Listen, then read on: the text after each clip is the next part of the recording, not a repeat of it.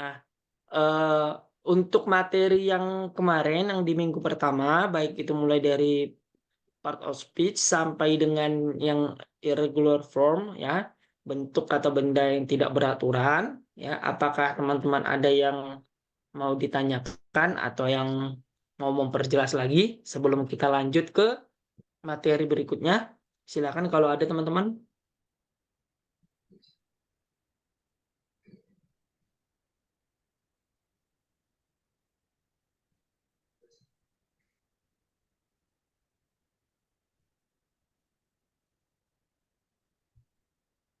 Oke, kalau nggak ada, berarti nggak ada ya.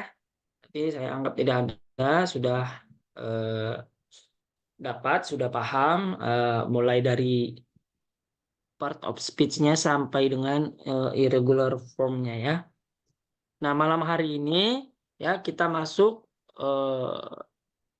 pembahasan yaitu tentang noun phrase ya. Jadi teman-teman mungkin kalau misalnya bahasa Indonesia ya pernah dengar kalimat seperti ini ya. Mobil birunya Andi ya cukup mewah gitu ya. Mungkin gitu kalimatnya. Mobil birunya Andi cukup mewah.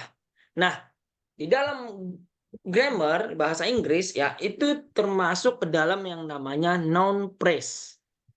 Noun phrase itu ya sebuah frasa atau gabungan dari dua kata ataupun lebih untuk menjelaskan sebetulnya kata benda tersebut. Ya, di contohnya tadi misalnya mobil biru Andi ya, mobil biru Andi. Nah, birunya itu ya adalah noun phrase dari mobil, dari noun-nya. Jadi ada noun dan juga ada noun phrase-nya.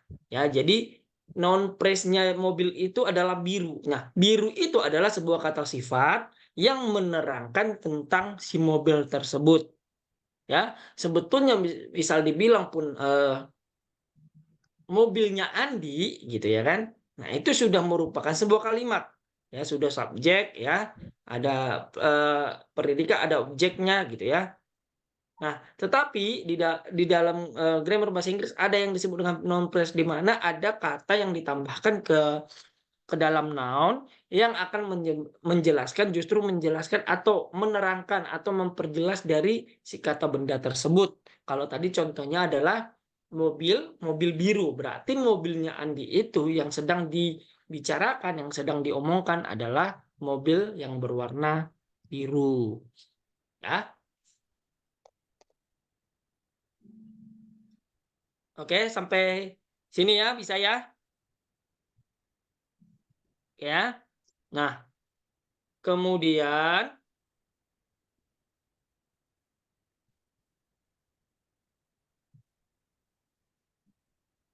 ya, noun phrase ya. Noun phrase itu bisa dibentuk dari beberapa kata, jenis kata.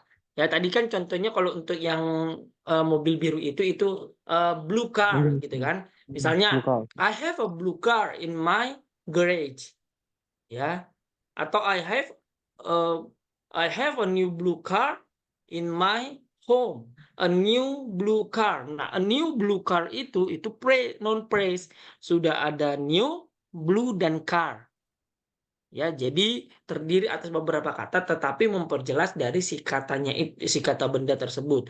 Jadi I have a new blue car in my home. Aku punya mobil biru yang baru dalam rumahku. Nah, oke, selamat datang kepada Semuja ya. Kita malam hari ini masuk ke non praise. Oke. Nah, non praise sendiri ya bisa dibentuk dari beberapa jenis kata. Ya, kalau tadi contohnya adalah kata sifat ya biru ya, itu kata sifat. Nah, non praise itu bisa dibentuk dari determiner. Ya, determine kalau bahasa Inggrisnya determine. Ya, determine dan noun atau pronoun. Ya, ingat determine. Determine ini ya adalah kalau di bahasa Indonesia seperti kata sandang gitu ya. Nah, kata yang membentuk yang menerangkan secara singkat. Ya, contohnya apa determine ini? Atau N. D, ya. That, those, this, this. Ya. Every. Ya. Nah, teman-teman ada yang pernah belajar sebelumnya tentang perbedaan that, those, this, dan des? Karena di sini ada saya bikin ini. Ada yang pernah belajar tentang apa? Kenapa ada that, ada those, ada this, ada des? Ada yang bisa?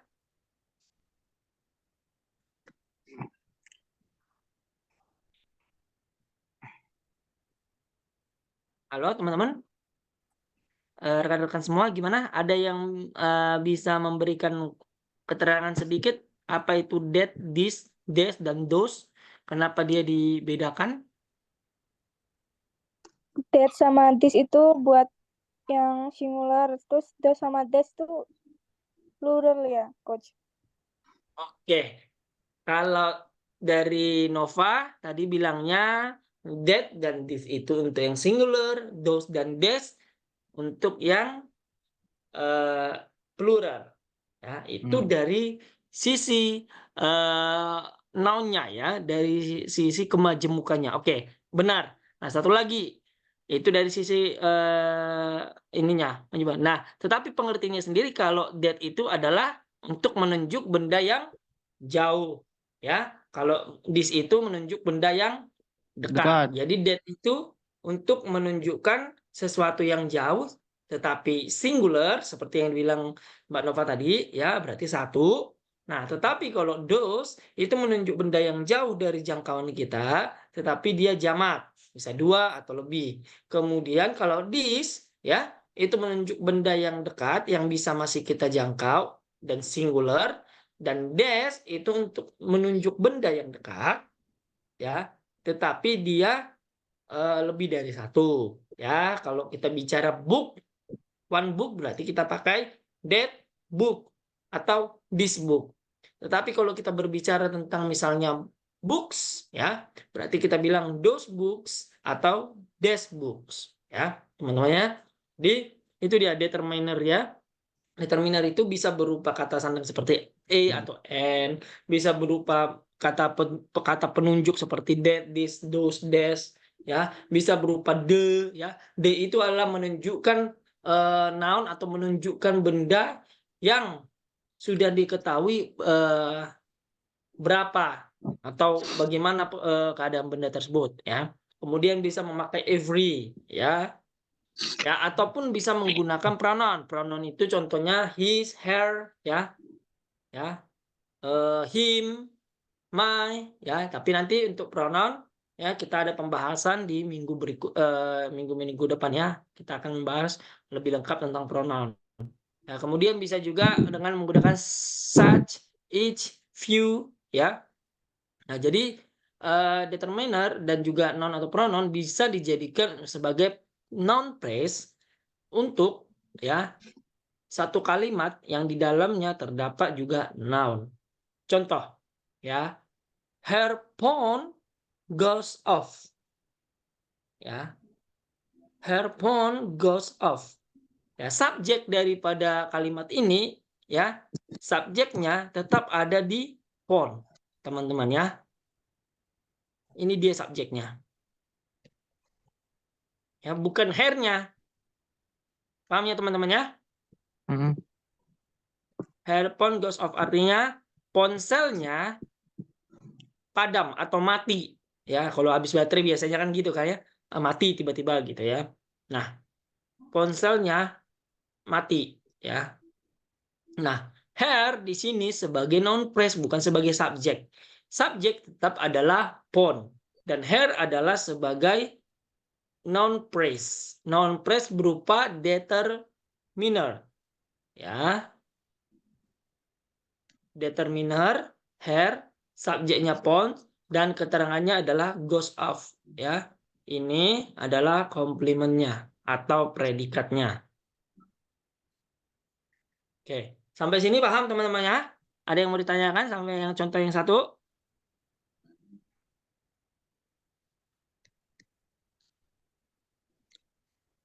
Oke, kalau nggak ada ya, kalau misalnya ada yang kurang ngerti bisa ya langsung ditanyakan biar lebih jelas ya. Oke, yang kedua, contohnya, these flowers look beautiful. Ya, these flowers look beautiful. Nah, di sini subjek kalimat subjek kalimat adalah flowers, bukan des. Walaupun des berada di awal kalimat. Des berfungsi sebagai noun phrase-nya. Ya. Noun phrase yang menerangkan tentang si bunga. Kalau tadi pon tadi diterangkan hair, diterangkan dengan determiner ya. Determiner yang maksudnya adalah ponsel itu punyanya si wanita itu. Ya, jadi hair itu menerangkan kepemilikan sebagai yang menerangkan kepemilikan ponsel. Ponsel itu punyanya hair. Jadi ini akan menjawab nanti pertanyaan whom, ya, milik siapa, ya, punya siapa gitu ya. Ini menjawab pertanyaan whom. Nah, kemudian des flower juga menerangkan des ini akan menerangkan flowers. Flowers itu diterangkan bahwa flowers itu ada di tempat yang bisa dijangkau gitu, ya. Jadi artinya ada bunga, tetapi bunga itu ada di dekat kita, makanya dibilang des flowers, ya. Des adalah determiner yang menerangkan ya posisi. Nah, kalau tadi yang pon tadi menerangkan kepemilikan, kalau ini menerangkan posisi dari si bunga tersebut. Oke, sampai 2 contoh. Ada yang mau ditanyakan? Silakan.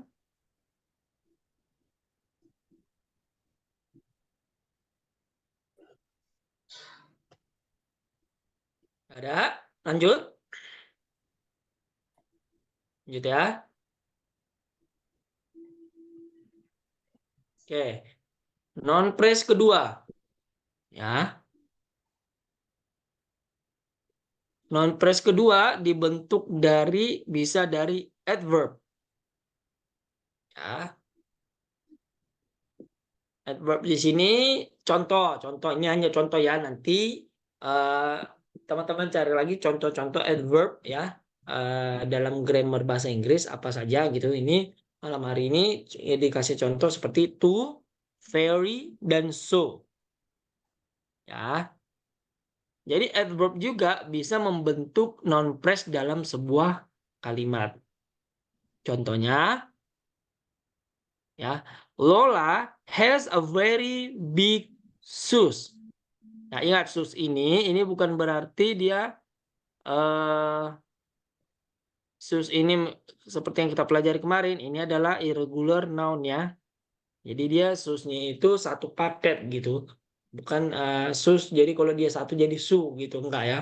Jadi shoes itu dia singular tetapi singular dalam satu kesatuan gitu ya, menerangkan bahwa dia adalah kata benda yang tidak beraturan. Nah, Lola has a very big shoes. Very ya. Jadi very di sini ya sebagai noun phrase dari big shoes. Ya. Dia menerangkan ya ukuran atau size dari noun yang di depannya. Ya. Yang menjadi objek sebetulnya adalah big shoes. Ini objeknya. Ya.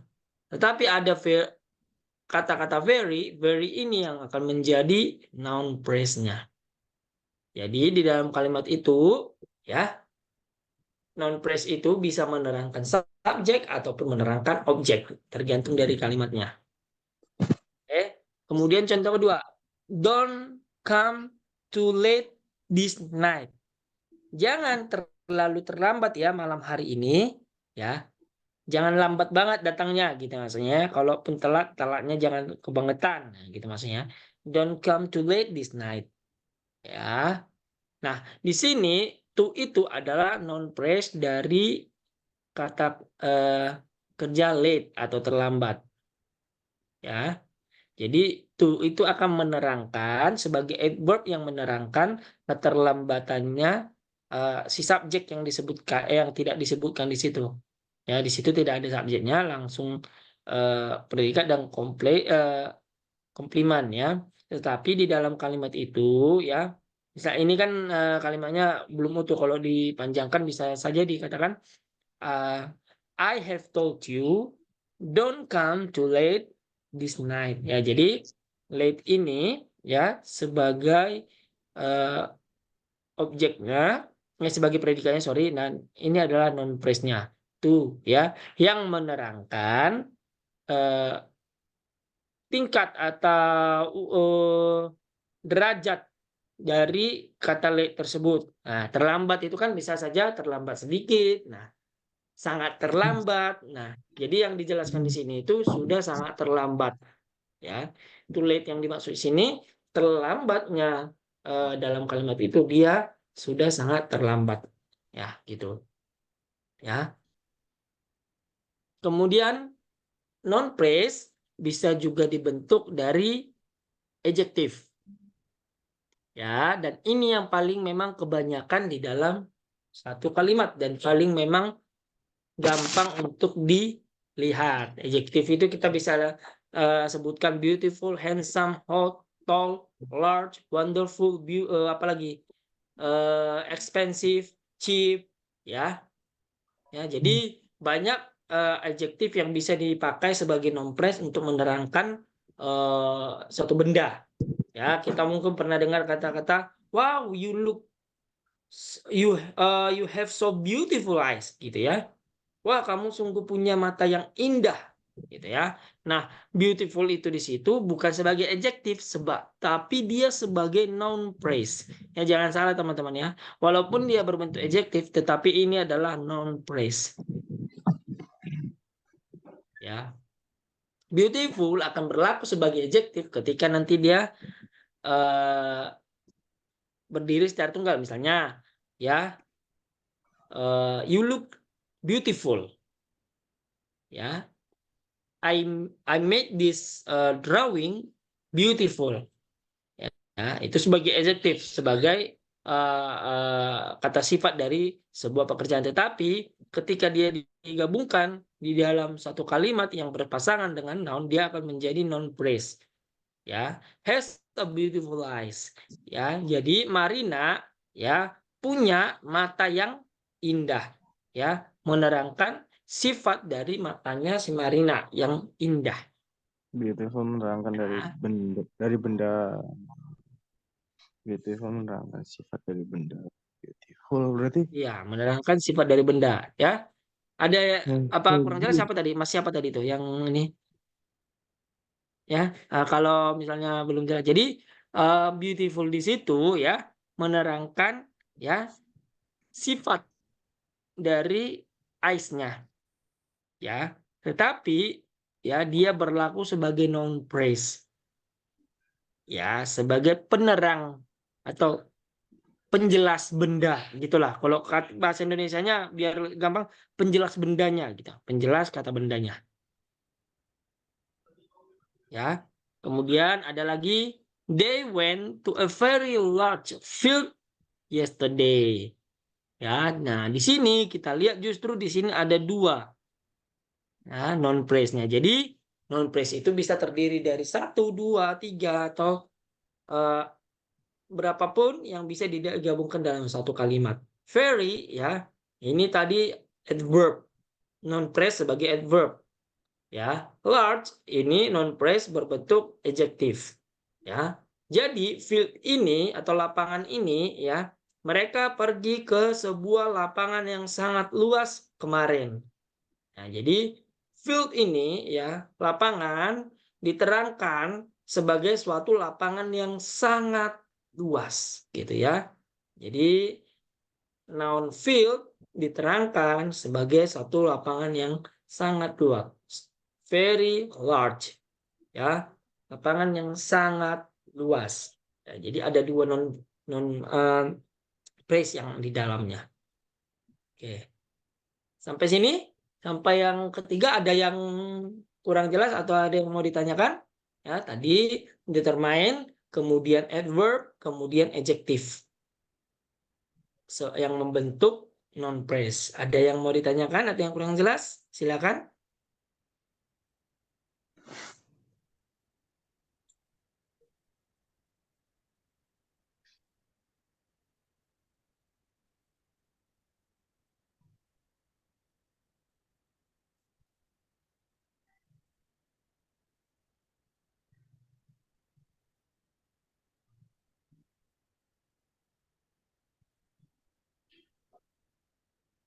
Oke, kalau nggak ada yang bertanya, lanjut ya.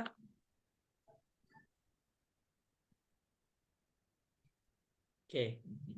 Yang keempat, noun phrase yang dibentuk dari number. Nah, teman-teman pasti udah tahu lah ya, pernah belajar pasti number ya dalam bahasa Inggris ya. 1, 2, first ya. 1, 2, 3, 4 sampai berapa sampai tidak ternilai ya. Kemudian ada first, second ya. First itu pertama, second, third ya. Kemudian ada kata-kata next ya, last ya. Jadi itu semua bagian dari golongan number atau numerik ya, number atau numerik ya. Ini juga bisa membentuk noun phrase dalam satu kalimat. Ya. Contohnya, 2 boys are coming in our Saturday night party. Ya. 2 laki-laki ya datang ke acara pesta malam minggu kita. Ya, jadi ada 2 laki-laki yang ikut untuk ambil bagian di pesta malam minggunya. Ya. Nah, laki-laki ini ya sebagai subjek diterangkan oleh noun phrase ya bahwa laki-laki itu berjumlah 2 orang. Ini apakah bisa ditambahkan? Bisa. Misalnya kita taruh 2 handsome boys. Nah, jadi noun phrase-nya nambah.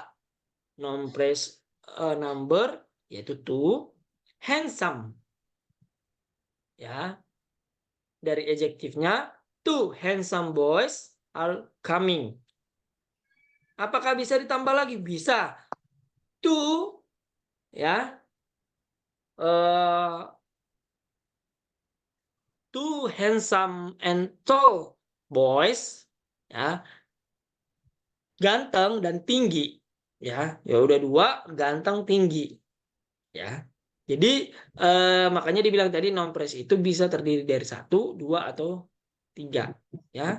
Misalnya ini 2 handsome boys are coming ya in our Saturday night party ya. Jadi to-nya ini berlaku sebagai noun phrase number, berbentuk number. Ya. Yang menerangkan apa? Menerangkan si subjek. Subjeknya adalah the boys. Ya, ini sebagai subjeknya. Oke. Nah, kemudian sebagai yang kelima yaitu noun phrase yang berbentuk quantifier. Ya, quantifier itu kuantitas ya, kuantitas. Each, every, some, little, few, much, several ya. Jadi ini menerangkan kuantitas atau tingkat keseringan terjadinya sesuatu ya. Masing-masing, setiap, beberapa, sedikit, banyak gitu ya. Nah, ini juga merupakan noun phrase di dalam satu kalimat. Ya. All ya, di sini belum ada kata all, bisa juga all ya. Contohnya di situ saya taruh all ya. All juga termasuk ya. Nah, all the passengers of Lion Air should have boarding pass ya. Semua penumpang dari Lion Air harus punya boarding pass. Nah, all di sini menerangkan dari si passenger sebagai noun phrase. Ya, dari si passengernya berbentuk quantifier ya. Oke. Sampai di sini ada yang mau ditanya? Ya, jadi ada ini udah 5 ya. Tadi yang pertama itu adalah dari berbentuk determiner ya. kemudian berbentuk adjektif ya, ada yang berbentuk number, numerik dan quantifier ya. Selanjutnya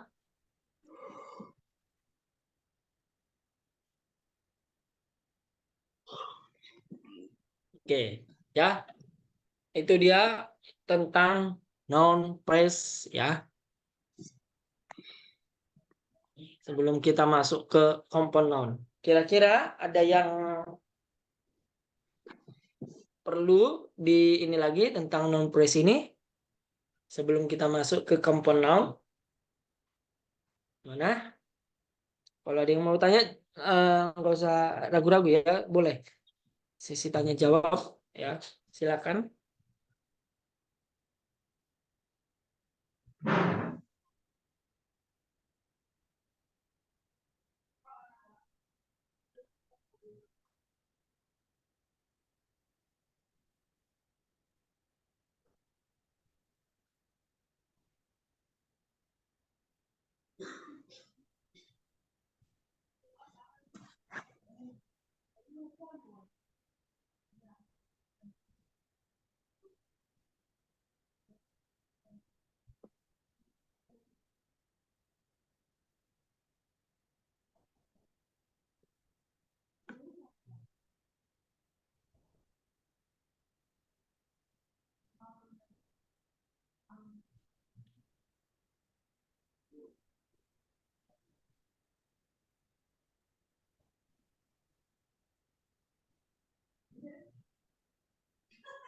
Ya, nggak ada ya? Kalau nggak ada, kita lanjut. Sorry tadi keluar.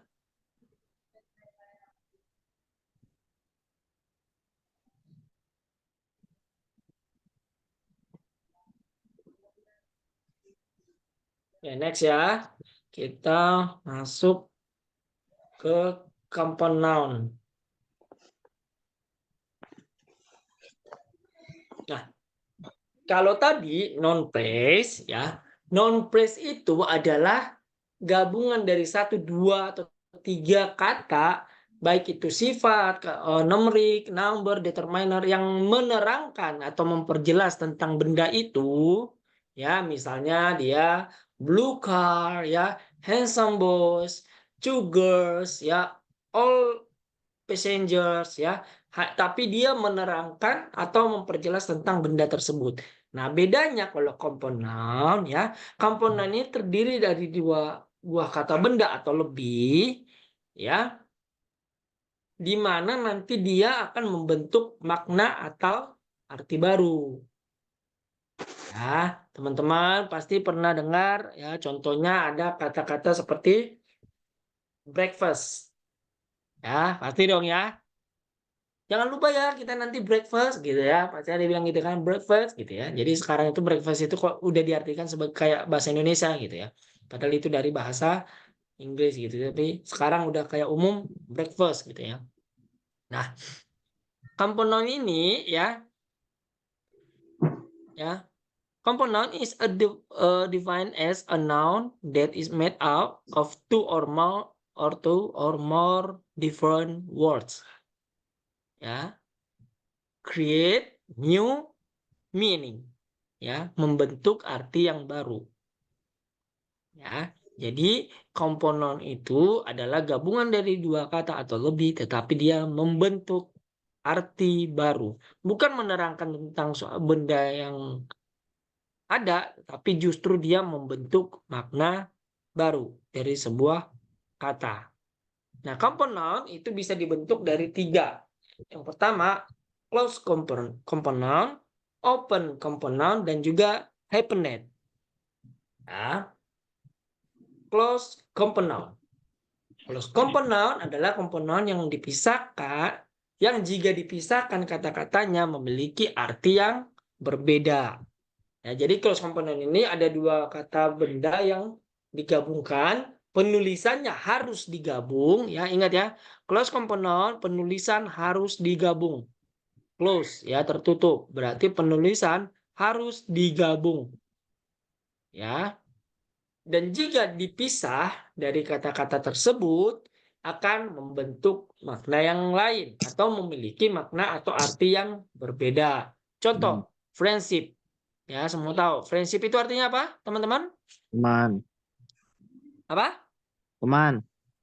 Iya, teman atau persahabatan lebih tepatnya ya. Friendship itu artinya persahabatan, ya. Persahabatan. Coba kalau teman-teman memisahkan friend. Friend itu apa? Teman. Teman. Ya, ship apa ship? Ada yang tahu ship? Kapal. Kapal, pinter ya. Ya. Jadi kalau dia dipisah, dia justru akan membentuk arti yang aneh. Teman kapal. We Apa itu? have gimana? Ada tadi yang ini. Jadi friendship. Kalau misalnya dia dipisah, we have a strong friendship.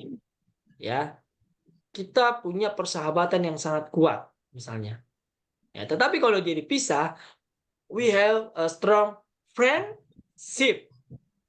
Ya, menjadi kapal teman. Ya, jadi kalau friendship dipisah, ini akan menjadi kata kapal dan teman atau teman kapal. Ya, jadi tidak boleh dipisah. Begitu juga dengan newspaper. Newspaper itu apa? Koran, ya. Nah, ketika dipisah dia akan memiliki arti ya berita, ya berita dan surat, ya atau berita dan kertas. Paper itu kertas, ya bukan surat, ya. Newspaper kalau dipisah dia akan memiliki arti berita kertas, Oh, benar. ya. Jadi kalau friendship tadi kalau dipisah dia menjadi artinya teman kapal. Kalau newspaper akan memiliki arti berita kertas, gitu ya. Padahal artinya adalah surat kabar atau koran. Breakfast, ya. Break kalau dipisahkan dia break ini artinya apa? Istirahat. Istirahat, ya atau pecah, ya tergantung penggunaan kalimat, ya bisa pecah, terpisah atau istirahat, ya. Fast ini artinya apa? Ada yang tahu fast artinya? Cepat. Cepat, ya. Ada lagi? Kata sifatnya dia adalah cepat, ya, fast. Kalau dia kata kerja, fast itu artinya puasa. Ya, jadi mungkin breakfast ya memecahkan puasa. Mungkin gitu dulu ya. Pengertiannya ininya gitu ya, yang menemukan katanya mungkin ya. Jadi breakfast itu adalah satunya beristirahat atau memecahkan, kemudian fast itu adalah puasa, fasting ya, fasting puasa ya, tapi digabung artinya menjadi sarapan pagi. Ingat ya, breakfast itu selalu dipakai dalam kalimat morning ya, teman-teman. Jangan pernah pakai breakfast itu ke siang. Kalau siang apa namanya? Kalau siang Nggak tahu. Siang. apa? Kalau breakfast ini pasti morning. Ya, jangan pernah menuliskan breakfast kalau keterangannya adalah in the evening atau in the afternoon. Ya. Kalau siang in the afternoon atau in the evening apa? Makan siang? Lunch. Ya, apa Mbak Nova? Lunch. Iya, benar. Lunch. Kalau malam? Dinner. Dinner. Iya, betul ya. Lunch dan dinner. Yang paling sering memang terkenal itu dinner gitu ya. Oke, kita dinner ya teman-teman. Nah, biasanya kan gitu ya. Ya, kita dinner yuk di mana gitu ya. Jadi ada breakfast, lunch dan dinner. Nah, ini hati-hati ya penggunaan kata-kata ini. Memang dia sama-sama makan, keterangannya adalah sama-sama makan bersama. Ingat ya, bersama atau sendiri pun bisa, tetapi dia menunjukkan kegiatan di satu waktu tertentu. Kalau morning dia pakai breakfast, kalau siang dia pakai lunch, kalau malam dia pakai dinner ya. Kemudian aircraft. Ya, aircraft ada yang tahu artinya? Pesawat Terbang. udara ya. Ya, pesawat terbang. Nah, ya benar. Tapi aircraft di sini itu dia lebih kepada kayak aircraft itu bukan kayak pesawat penumpang kayak Lion ya, ya dan sejenisnya kayak Citylink dan semacam itu ya. Itu lebih ke aeroplane ya. Kalau aircraft ini lebih dia kepada kayak jet yang punya angkatan gitu ya. Pekerja lah Military istilahnya. aircraft. Nah, military aircraft biasanya dibilang gitu ya kan. Nah, pesawat terbang ya yang ya biasanya militer yang punya gitu ya. Biasanya ya. Tapi kalau Kerja. dipisah, air itu adalah udara, Udah. Craft ada kerja. ya craft itu artinya kapal. Ya. Tuh. Jadi aircraft ya, ya pesawat terbang ya. Jadi membentuk arti baru. Yang kedua, open compound noun ya. Sama, dia akan membentuk arti baru tetapi penggunaannya tidak digabungkan. Ya, dipisah. Contoh swimming pool. Ya, swimming pool artinya apa? Kolam renang. Kolam renang. Swimming itu artinya renang, ya. Pool, ya, pool itu artinya apa ya? Kayak pemberhentian gitu lah. Titik pemberhentian gitu. Ya, tetapi arti barunya adalah kolam renang. Tenis court ya. Movie star. Nah, movie juga ya. Kalau movie star berarti dia artis kan gitu kan, bintang film. Ya, artis. Nah, tapi ini terdiri dari bintang dan juga eh, tontonan atau film gitu ya. Kemudian yang ketiga, hypernet ya. Hypernet itu bedanya cuma sedikit. Bedanya dia hanya dia punya garis pemisah ya, kayak six packs ya, mother in law kalau pernah dengar ya, father in law, brother in law ya, ayah mertua, ibu mertua, saudara mertua ya, self confidence, kepercayaan diri ya. Ini adalah beberapa contoh dari hypernet compound noun ya, compound noun yang membentuk arti baru tetapi dia harus wajib menggunakan kata sambung. Nah, jadi teman-teman, komponen di sini gampang aja. Yang penting kita ingat adalah komponen itu dia membentuk arti baru apakah pada saat dipisah ya dia punya arti sendiri atau waktu dipisah pun ya dia memiliki arti ya yang hampir sama ya ataupun dia menggunakan kata penghubung. Ya, jadi ada yang close, ada yang open, ada yang hypernet. Intinya komponen ini akan membentuk arti baru ya dari arti masing-masing kalau dia dipisah. Oke, untuk yang sampai sini ada yang mau ditanyakan atau yang kurang jelas?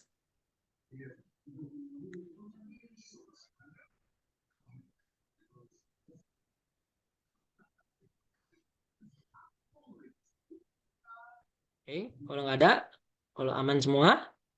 Nah, pembentukan komponen, sama dengan kayak tadi non phrase atau di non phrase yang tadi, komponen juga bisa dibentuk dari Asmuja Agung kok ini lagi.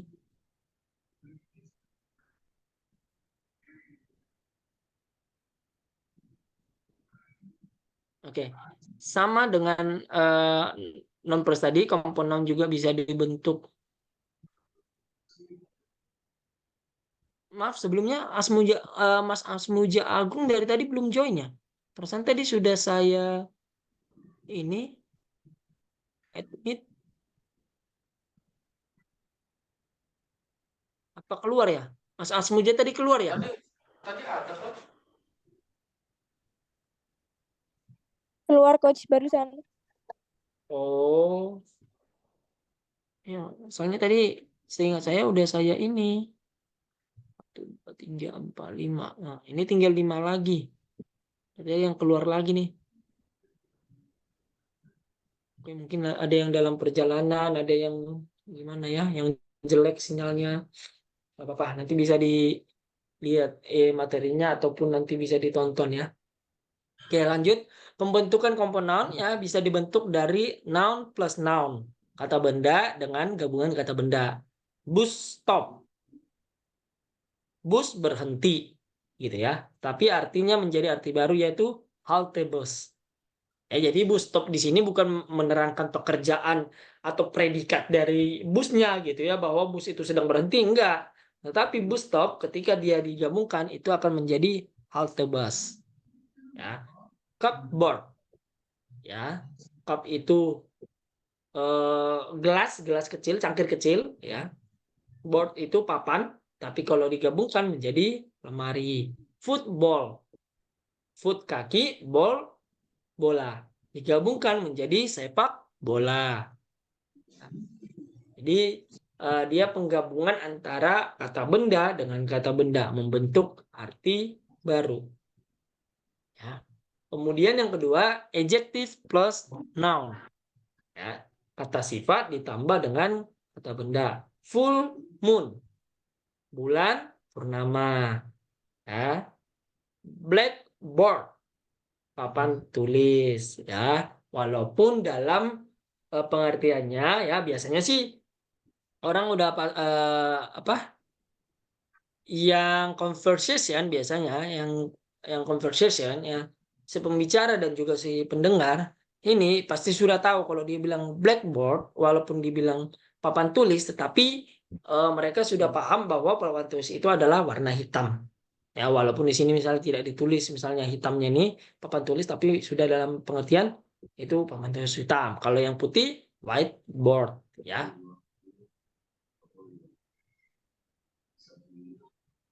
Kemudian red cross ya. Red merah, cross itu artinya silang. Ya. Tapi artinya menjadi palang merah. Software ya. Artinya menjadi perangkat lunak.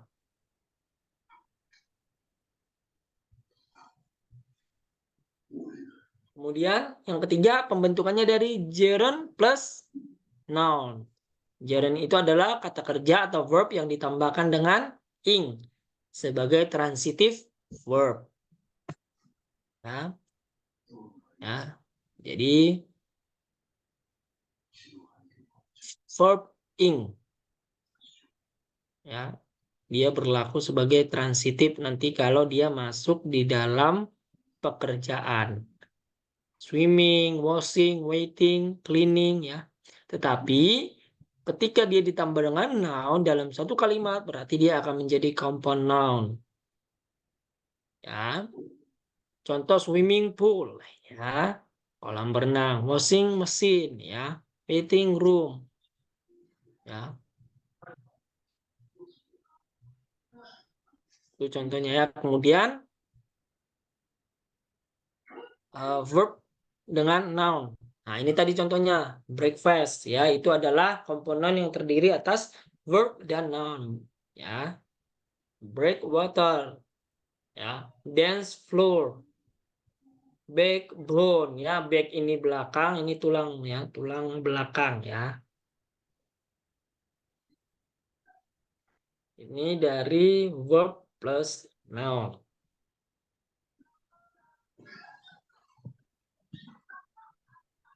Kemudian noun verb. Kalau tadi verb noun ini ya gerund noun. Nah, ini noun verb. Ya, noun verb ini hampir sama juga dengan yang kayaknya salah ambil contoh. Ya. Nanti saya lihat dulu yang untuk yang noun verbnya. Oke. Noun gerund ing. Ya, jadi kalau tadi gerund ditambah dengan noun, ini noun dengan gerund ing-nya. Ya, weightlifting. Jadi gerundnya itu di sini. Ya, noun-nya itu di depan. Horse reading ya, air conditioning ya, AC. Nah, itu AC itu merupakan komponen itu ya, penyejuk udara ya. Oke, kemudian verb plus preposition ya.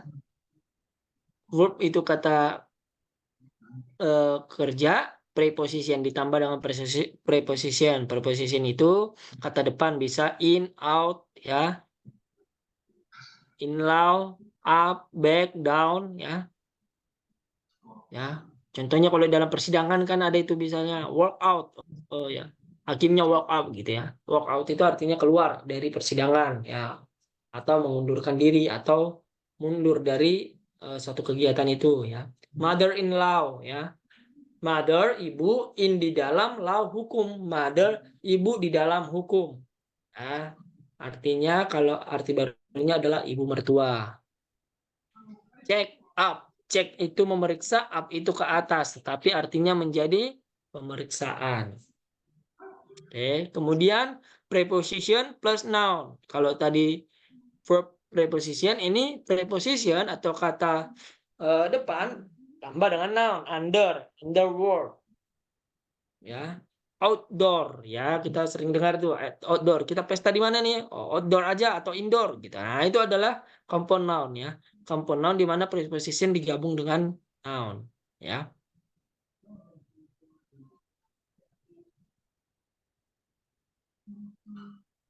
Oke. Compound noun. Ada pertanyaan? Kalau tidak kita bisa lanjut ke noun clause. Nanti dari object baru kita ke soal. Ya, compound noun sih tidak kayaknya nggak begitu ribet lah ya. Penting kita paham bahwa ada pembentukan makna baru, gitu ya. Ada yang close, ada yang open, ada yang hyphenate. Oke, noun clause. Noun clause ini ya, kalau di bahasa Indonesia kita pasti pernah dengar ada yang disebut dengan kalimat utama dan juga anak kalimat. Ya. Nah, noun clause ini adalah anak kalimat dari sebuah kalimat utama. Ya. Noun clause bisa memiliki subjek, predikat, objek, komplement, atau hanya subjek dan predikat, atau hanya subjek dan objek. Yang jelas, dia memiliki struktur sebuah kalimat.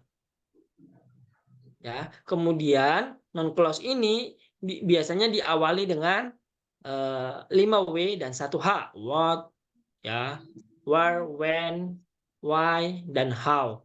Kemudian bisa diawali dengan for, whether, if, that setelah kalimat nama. Contoh, I don't know who she is. Ya, I don't know who she is. Nah, teman-teman, ini yang disebut dengan kalimat utamanya. Saya tidak tahu. Ya, ini yang sebagai main sentence-nya ya. Dan ini yang sebagai noun clause-nya. Ya.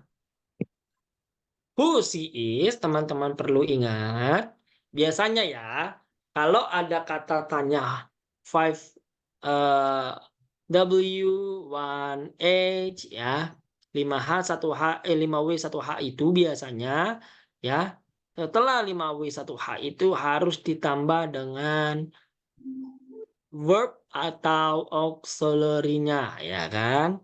To be-nya, auxiliary atau to be-nya. Ya. Auxiliary atau to be. Kalau misalnya bertanya, who is he atau who are you, ya kan? Harusnya di sini kan setelah kata tanya itu harusnya is, am atau are. Nah, tetapi di kalimat ini setelah kata who itu harus subjek, baru dia to be atau auxiliary-nya. Karena di situ dia bukan berfungsi sebagai kata tanya, tetapi dia berfungsi sebagai noun clause. Ya, I don't know who she is. Aku tidak tahu siapa dia. Dan siapa dia itu bukan bermaksud di dalam kalimat itu bukan sebagai siapa ya dia gitu ya, bukan gitu ya. Beda lagi. Kalau bertanya siapa ya dia? Nah, kalau itu who is she? Tapi di sini dia hanya menerangkan bahwa saya tidak tahu kalau dia itu siapa. Gitu ya. Jadi who itu bukan tidak memakai to be gitu ya, tetapi dia sebagai subjek yang baru ya. Kemudian we hope that father can help us. We hope that father can help us. Main clause kita berharap. Kita pengennya ini ya, ayah membantu kita. Father can help us sebagai noun clause. Dia punya subjek, dia punya objek atau komplement, ya. Can help us. Ya. Kemudian, I'm not responsible for what you decided at all. Saya tidak bertanggung jawab. Ini main clause-nya. Ya. Untuk apapun, ini bukan sama seperti yang pertama tadi. What di sini bukan sebagai kata tanya, tapi dia kalau diterjemahkan menjadi saya tidak bertanggung jawab untuk apapun yang kamu putuskan. Ya. Untuk apapun yang kamu putuskan. Jadi dia berlaku sebagai non clause, ya.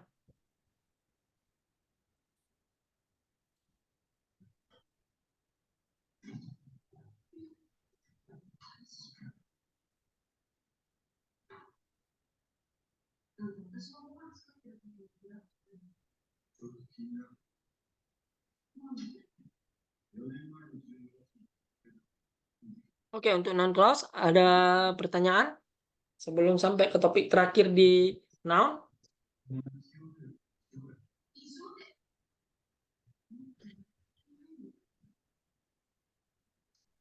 Topik terakhir malam hari ini adalah direct object dan indirect object. Ya.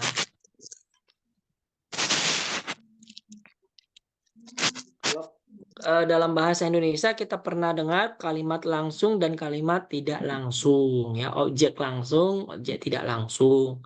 Ya, direct object yaitu objek yang langsung dikenakan aksi atau pekerjaan, sementara indirect object yaitu objek yang menerima aktivitas dari si direct object tersebut. Gimana itu? Nah, nanti kita lihat ya. Kemudian direct object ya nanti akan bisa menjawab pertanyaan what atau whom, apa atau milik siapa gitu, atau punya siapa. Kemudian kalau indirect object akan menjawab pertanyaan what, ya, for what atau untuk apa atau untuk siapa. Ya. Contoh, I close the door. I close the door. The door di sini, ya, door itu berlaku sebagai direct object. Artinya setelah predikat, setelah verb, dia langsung objeknya. Nah, ini yang disebut sebagai direct object. Objek yang langsung menerima pekerjaan atau aktivitas. Ya. Budi eat rice. Rice di sini adalah sebagai direct objek dari aktivitas eat yang dilakukan oleh subjek Budi. Ya. Tomorrow we will drive a new car that my father has been bought. A new car adalah direct object, ya, dari kegiatan mengendarai. Ya. Jadi intinya setiap kegiatan, misalnya setelah pekerjaan dilakukan ada objek atau ada kata benda di situ, nah berarti dia sebagai direct object. Ya.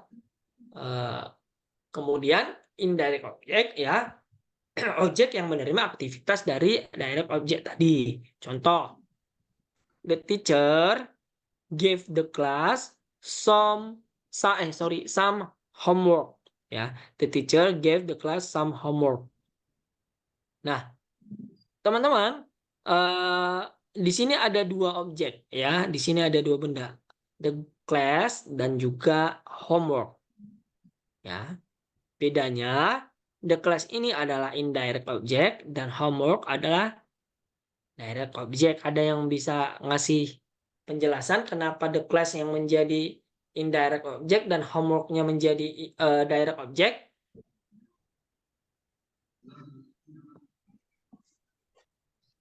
Silakan, ada yang mau coba? Kenapa class-nya yang menjadi indirect dan homework yang menjadi direct?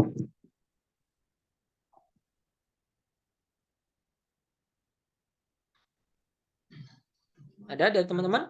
Kalau ada?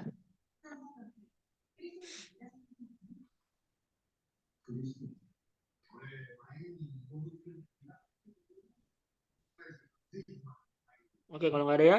Jadi kenapa dia the class menjadi indirect? Karena apa yang akan ini? Untuk siapa itu diberikan? Nah, kan? Ya. Jadi homework itu diberikan kepada kelas. Jadi guru memberikan kelas beberapa pekerjaan rumah. Jadi yang diberikan oleh guru ya adalah homework-nya. Ya. Aktivitas ya objek yang dikenakan aktivitas adalah homework-nya atau pekerjaan rumah. Nah, untuk siapa pekerjaan rumah ini dikasih? Untuk si the class. Ya, jadi the class ini yang menjadi indirect object. For whom the homework is given? Untuk siapa homework itu diberikan? Untuk the class. Makanya the class itu menjadi indirect object. Sementara kalau ini, what are the teacher gave to the class?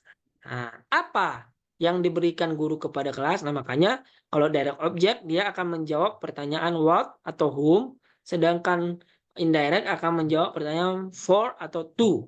To whom, to what, for what, ya. Ya, jadi pekerjaan yang dilakukan adalah memberikan pekerjaan rumah. Ya, tetapi kepada siapa diberikan? Nah, yang menerima aktivitas itu itulah sebagai indirect object. Yang kedua, my husband donate his money to the church. Ya. Donate adalah verb-nya, pekerjaannya, aktivitasnya, mendonasikan. His money, ya ada dua, money dan church. Ya. Yang menjadi direct object adalah money. Ya, agak berbeda dengan contoh yang di atas. Ya. Kalau yang di atas tadi ya dia homework-nya. Artinya teman-teman bisa melihat nih ya, kalau misalnya dikasih kata kerja, nah kalau dia dari kata kerja itu dipakai kata apa dan dia bisa terjawab, berarti itu menjadi direct-nya. What is his donate? Ya, apa yang dia donasikan? What berarti money, berarti itu sebagai direct object. Ya, for whom atau to whom? Ya, to the church. Itu berarti sebagai indirect object. Ya, intinya pekerjaan yang dilakukan ya, objek yang dilakukan pekerjaan adalah direct object yang bisa nanti dijawab dengan membuat pertanyaan what atau whom. Kemudian ya, objek yang dikenai atau yang diberikan aktivitas dari suatu dari verb atau predikat yang ada itu adalah indirect object yang nanti bisa dijawab dengan pertanyaan for whom atau for what. Oke, sampai di sini tentang direct object kira-kira ada yang kurang clear, boleh kita ini lagi. Kalau memang ada yang belum paham. Gimana kira-kira?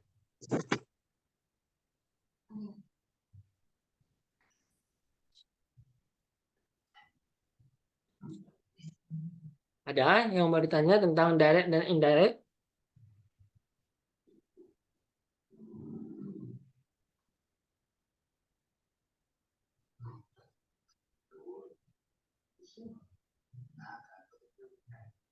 Gimana rekan-rekan? Clear sampai sini? Kalau clear kita menuju ke soal. Kita lihat contoh-contoh soal tentang materi malam hari ini. Gimana teman-teman? Oke. Kita lihat contoh soal ya.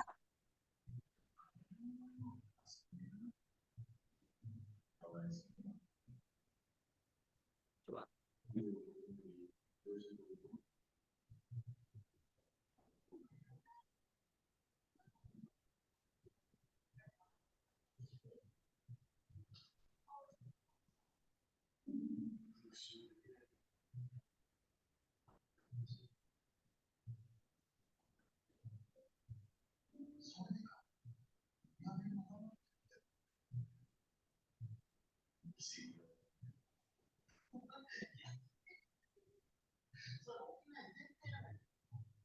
Kelihatan semua?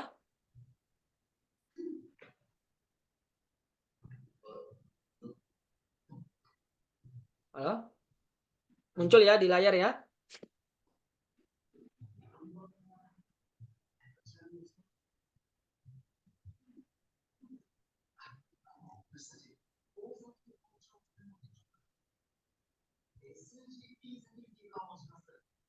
Oke, muncul ya.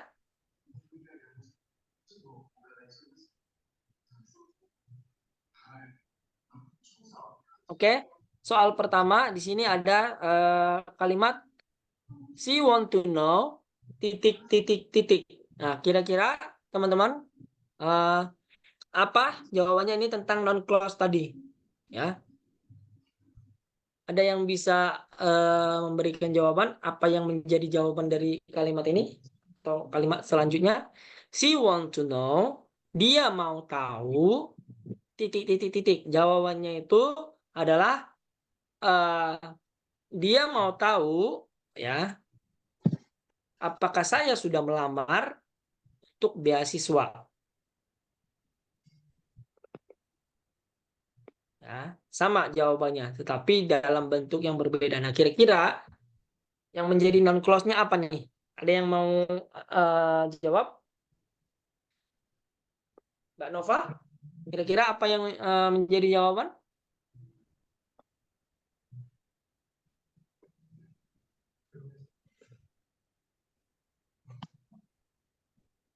Halo? Ada yang bisa jawab dari teman-teman?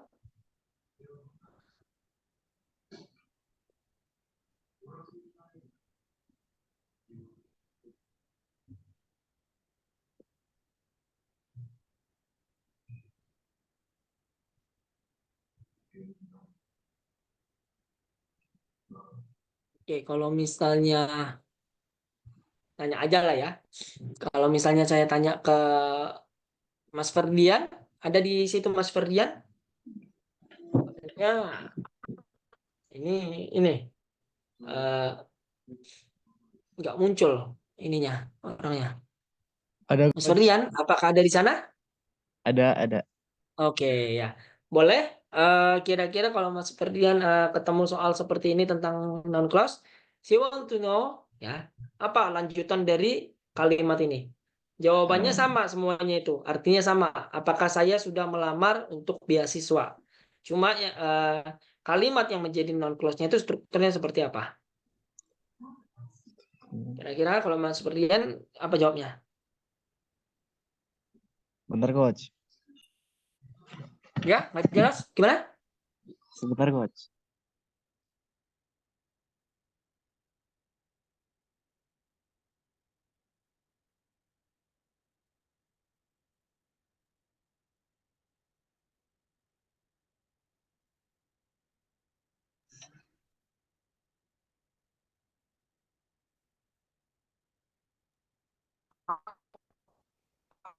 Ya, Mas Ferdian?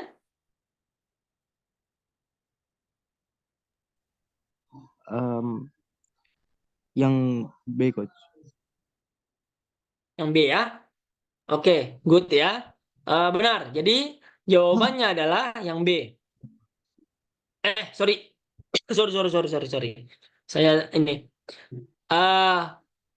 B dengan A, kalau C dengan D ya. C itu sudah pasti salah karena non clause itu tidak pernah langsung dia ada auxiliary ya.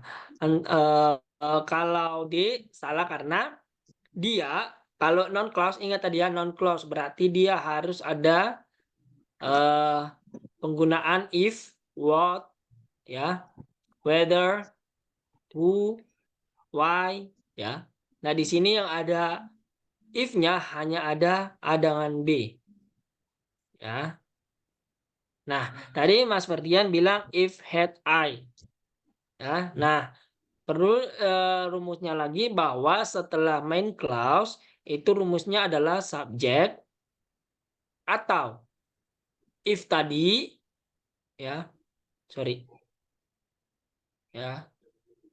setelah main clause ini main clause ya itu harus ditambahkan dengan if atau whether, what atau 5W1H tadi ditambah dengan subject. Jadi tidak boleh langsung dengan auxiliary ya. Tidak boleh dengan to be ya. Baru setelah subject baru dia ada to be-nya. Ya. Nah, dari kalimat yang nomor 1 ini yang memenuhi ini adalah ada di A. Ya, jadi setelah main clause-nya itu adalah she want to know. Ya, paragraf pertamanya, paragraf utamanya. Ya, setelah itu digunakan dengan if, ya, setelah itu subject, if I, yang kemudian be atau auxiliary. Be auxiliary-nya itu ada di had. Baru menggunakan predikat atau komplement. Ya, nah, ingat tadi if I had ini bukan berarti kata tanya.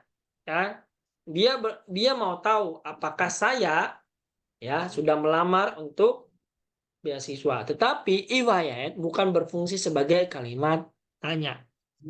Ya, kalau kalimat tanya dia had I atau has I atau have I ya. Have I applied? Ya. Tapi di sini fungsinya bukan sebagai kata tanya sekali lagi ya, tapi penjelas atau menerangkan apa yang ingin ditahu oleh si atau subjeknya.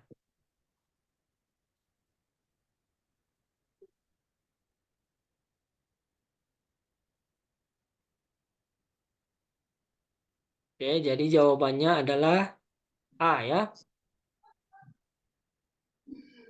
If I had applied ya.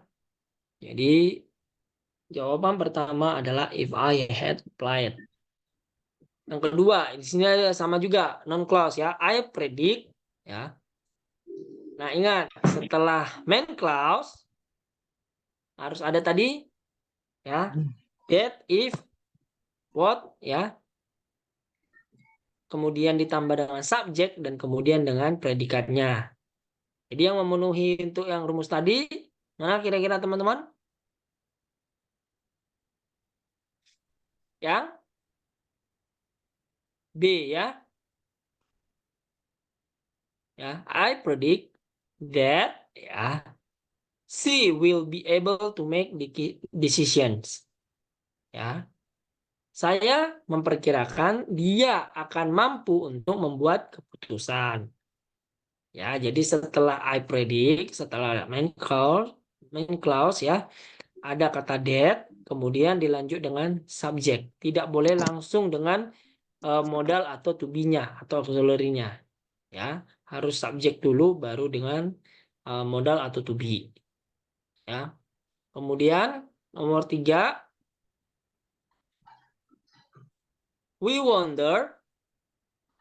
Ya, we wonder titik. Nah, sama dengan yang tadi. Kira-kira kalau saya tanya Mas Ahmad ada di sana? Iya, Coach. Halo Mas Ahmad. Halo. Ada saya nggak, Coach? Ya, sudah kedengaran suaranya? Kira-kira apa jawabannya? Dari 2 contoh yang sebelum yang sudah ada?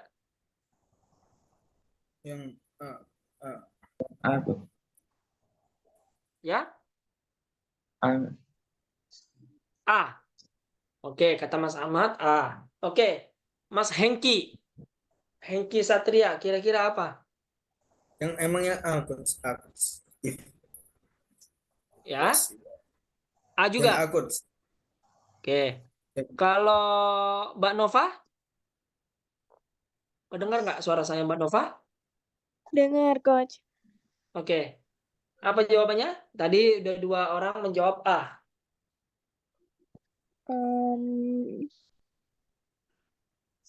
Apakah sama A juga?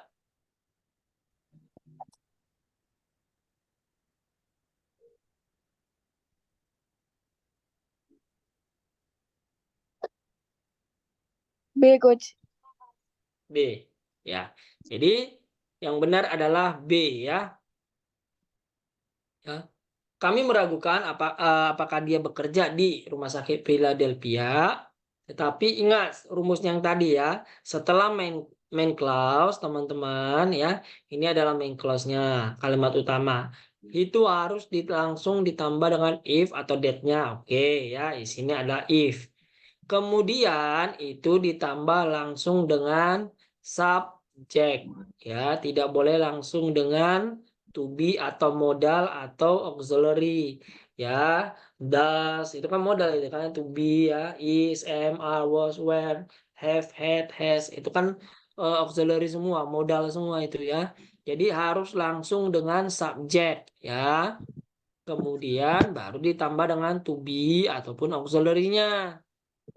Nah, itu dia kalau berfungsi sebagai noun clause ya. Ingat sekali lagi teman-teman ya. Jadi jawaban yang benar adalah B ya. We wonder if he works at Philadelphia Hospital ya.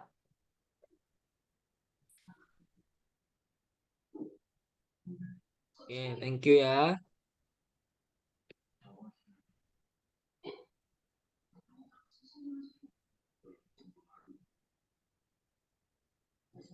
Oke, lanjut. Yang keempat, blank blank blank is unacceptable. Tidak dapat diterima.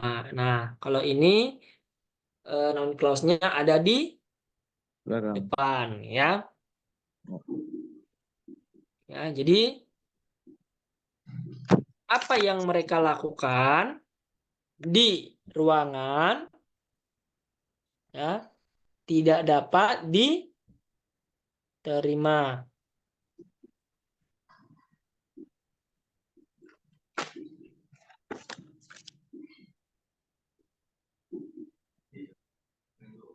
Gimana kira-kira? Ada yang mau ngasih ini?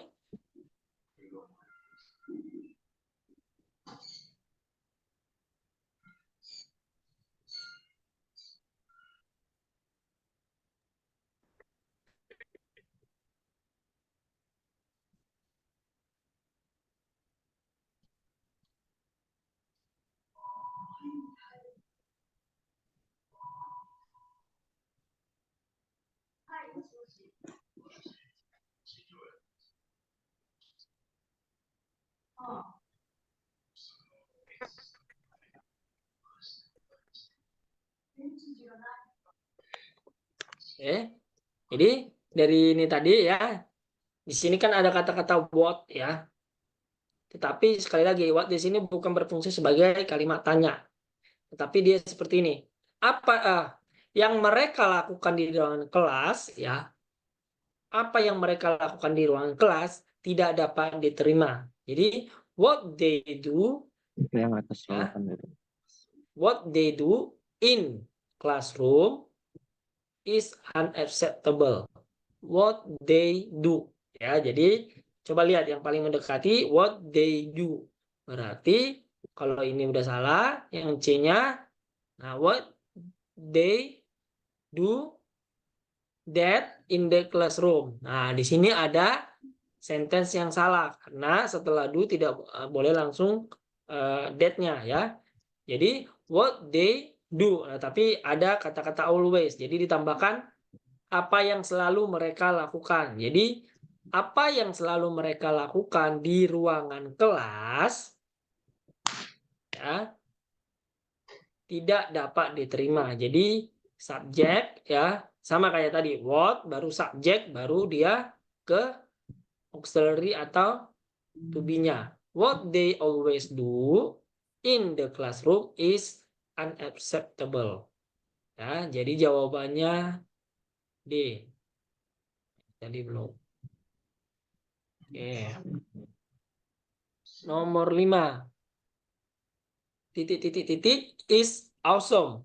Mengagumkan atau luar biasa. Ya.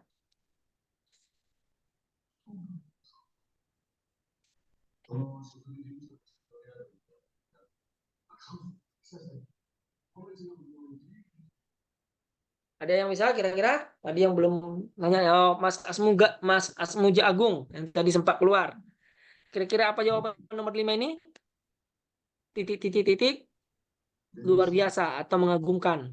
Nah, kalau di bahasa Indonesia kan ya kalimat non clause-nya itu adalah wanita yang bisa berbahasa Inggris secara lancar ya. Apa kira-kira?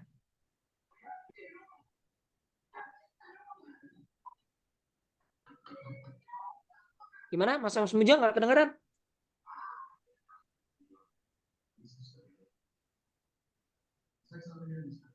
Halo Mas Asmuja? Oh, volumenya kayaknya nih. Oh, tapi dari gerak bibirnya sih A kayaknya ya. Ya, dari gerak bibirnya ya. Soalnya suaranya nggak kedengaran Mas Asmuja. Oke, benar ya. That the girl can speak English fluently is awesome. Benar ya, berarti udah ya. Jadi jawabannya adalah A ya. Gadis yang bisa berbicara bahasa Inggris secara lancar ya, itu luar biasa ya. Oke, masuk ke soal contoh soal direct dan indirect object. Clara sent his own a postcard from Elena Pioneer. Clara ya mengirim bibinya sebuah postcard, itu kayak kartu pos gitu ya, kartu pos dari ya kebun anggurnya Elena ya. Nah, his own di sini apakah direct object atau indirect object? Ada yang bisa? Pertanyaannya hanya apakah itu direct object atau indirect object, his own-nya. Ada yang bisa? Apakah dia objek langsung atau objek tidak langsung?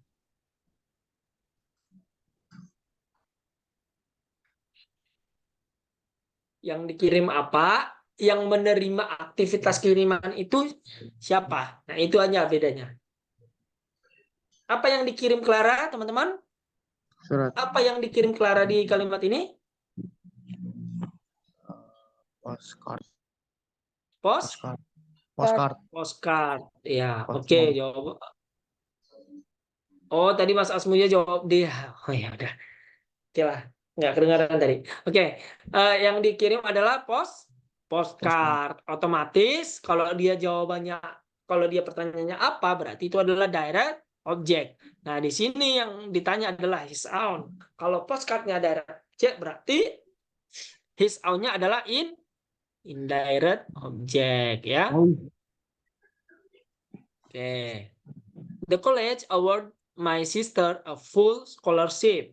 Kampus menghadiahkan saudara perempuan saya, beasiswa penuh. My sisternya direct object atau indirect object? Yuk, pakai yang rumus tadi.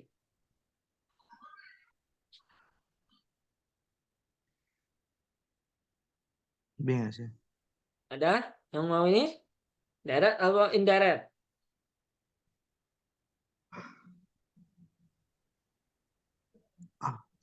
Secara langsung. Yang belum tadi Ababil. Ya, Abil ya kemarin ya, kalau nggak salah katanya. Abil. Mas Abil, ini kalau my sister ini termasuk direct atau indirect object?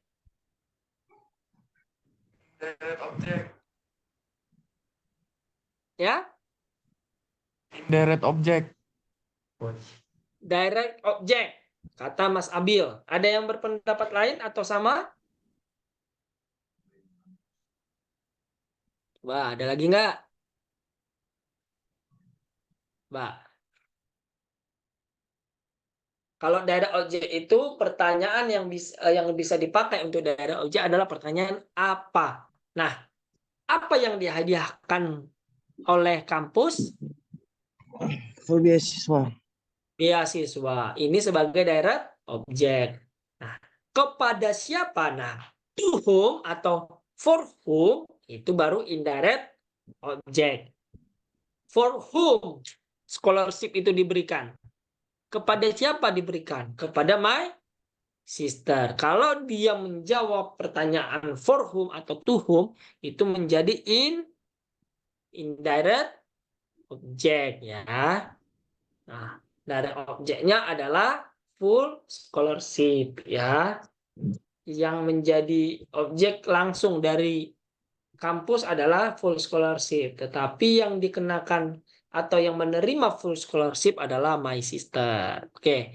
My mother bought me a nickel. Nah, kalung. Ibu saya membelikan saya kalung. Kalungnya direct atau indirect? A. Direct. A. A, Coach. Oke ya, direct object karena langsung yang dikenai pekerjaannya adalah kalungnya ya sebagai direct object. Oke, udah dapat. Tarsa need a sweater for her boyfriend. Tarsa mau memberikan sebuah sweater kepada boyfriend pacarnya. Apa kira-kira? Sweaternya ya, bukan boyfriend. Apa? A. Coach. A. A. Direct object. Iya. Good ya. Oke, good. Udah dapat di sini ya. Yvonne pitch Claire the baseball. Yvonne ya melemparkan bola kepada Claire. Claire-nya sebagai direct atau indirect? Indirect.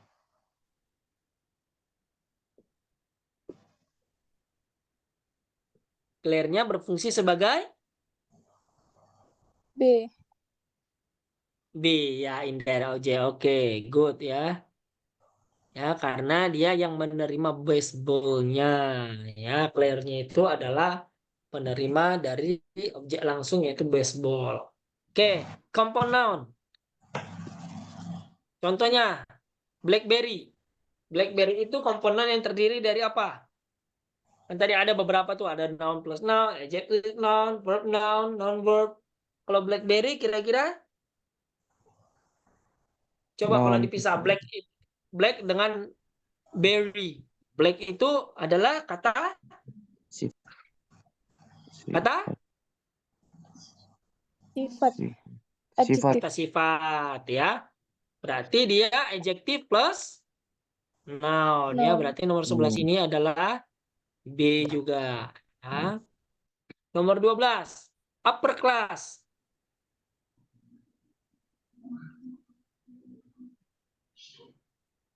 Upper itu lebih tinggi atau di atas. Berarti dia Oh. berarti sama dengan yang pertama tadi, dia adalah adjective plus noun ya. Kelas itu noun bendanya, upper itu adalah adjective yang lebih tinggi atau yang di atasnya ya, benar ya. Toothpaste ya, pasta gigi. Ayo. Tooth itu gigi, paste itu apa? Selai atau pasta gitu ya. Berarti dia terdiri atas B. B ya. Noun and noun. Oke, runway. Yang D diabaikan saja ya, ini bukan jawabannya. Ya. Itu salah. Ini salah ketik. Runway, berarti runway ini adalah bentukan dari C. ya. Run itu berlari, way itu jalan. Jalan. Noun dengan verb dengan noun ya, sorry. Berlari ya, itu verb. Kemudian yang terakhir dark glasses. Dark itu gelap, glasses itu kaca. Berarti dia Adjective plus noun. adjective plus noun ya. Oke. Ya. Terbentuk dari adjective plus noun ya. Oke, habis soalnya ya. Jadi itu dia teman-teman yang bisa kita bahas atau yang bisa saya sampaikan untuk malam hari ini sebagai lanjutan dari materi yang sebelumnya ya, yaitu materi tentang noun. Jadi untuk noun kita sudah membahas semua ya, mulai dari part of speech sampai dengan direct object ya, direct dan indirect object ya. Nah, kira-kira teman-teman untuk pembahasan noun ini apakah ada yang perlu di-share lagi atau gimana? Sebelum nanti minggu depan kita sudah masuk ke pembahasan yang baru, kemungkinan besar tentang pronoun.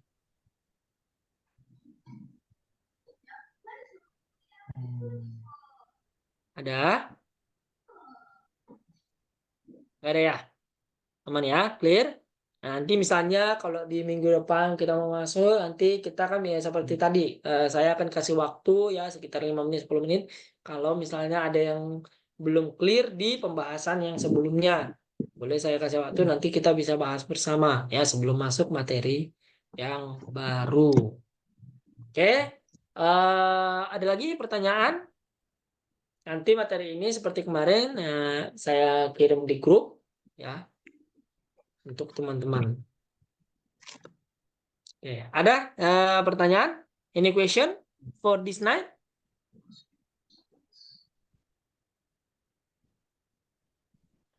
Clear semuanya?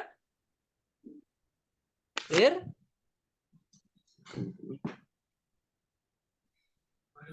Clear, Coach. Ya, clear ya.